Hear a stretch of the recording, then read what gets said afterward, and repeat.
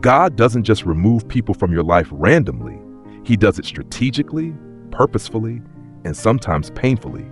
Because what you think is rejection is often divine protection, and what feels like loss is actually spiritual realignment, even if it breaks your heart. You wonder why that friend ghosted you, why that relationship turned toxic overnight, why that person you prayed for disappeared right when you needed them most.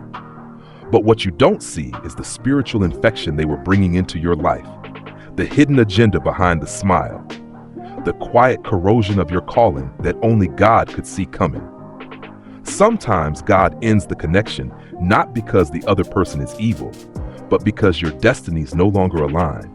And if you stayed connected, they would delay or derail what God is building in you. Amos 3 verse 3 says, "Can two walk together unless they are agreed?" And the answer is no. Not if God has plans for one of you the other is not willing to grow into. There are people whose season in your life has expired, but you keep resurrecting what God has already buried. And every time you do, you pay for it with your peace, your focus, your growth. Think about Abraham and Lot. God didn't speak again to Abraham until he and Lot separated, Genesis 13, and that should shock you. Because sometimes the silence you hear from heaven is tied directly to the voices you refuse to let go of on earth. You keep praying for clarity while holding on to confusion, and God is not obligated to bless what he has already called you to release.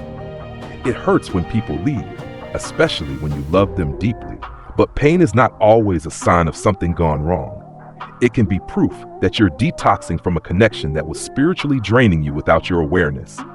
You don't know the private conversations that happened behind closed doors, the jealousy that was hidden behind fake support, the way the enemy tried to plant people near you, not to build you, but to monitor you, mimic you, and eventually manipulate your destiny.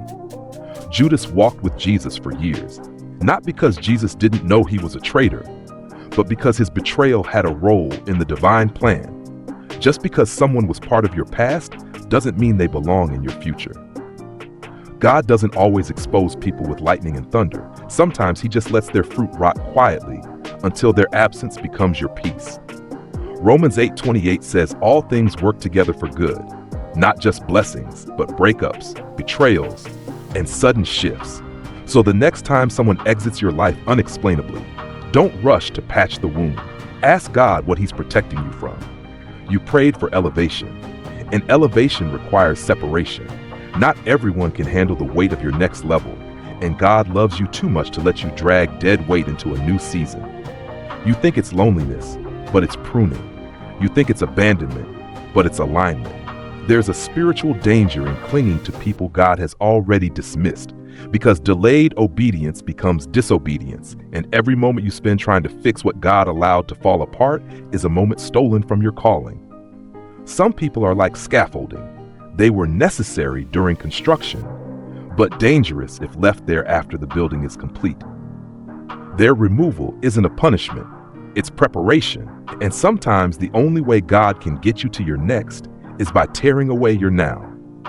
You keep asking God to reveal the next chapter, but you're still holding on to characters he already wrote out of the story, and he can't release the new while your heart is chained to the old. 1 Corinthians 15:33 warns us, bad company corrupts good character. And sometimes the people around you aren't sinful, they're simply stagnant, and their presence limits your progress. Don't confuse chemistry with covenant. Just because someone feels familiar doesn't mean they're faithful to your future. God will sometimes allow relationships to implode so he can reconstruct you without the noise of outside influence. The real danger isn't who left, it's what they would have stopped in you if they'd stayed. Look back at your life. How many times has your peace returned the moment someone walked away? How many times has clarity followed confusion after a connection ended? That's not coincidence. That's God. Stop praying for the return of what was actually a burden. Let go not because you're heartless, but because you're finally in agreement with what heaven already decided. You're not cursed. You're being cleared. God removes to make room. God removes to refocus your eyes. God removes because the next season has no tolerance for spiritual clutter. Your assignment is too great. Your time too short. Your calling too precious to be entangled with people who were never meant to go the full distance. So here's your challenge. Stop chasing those God released. Stop mourning people he removed. And start asking this: Lord, what are you making space for?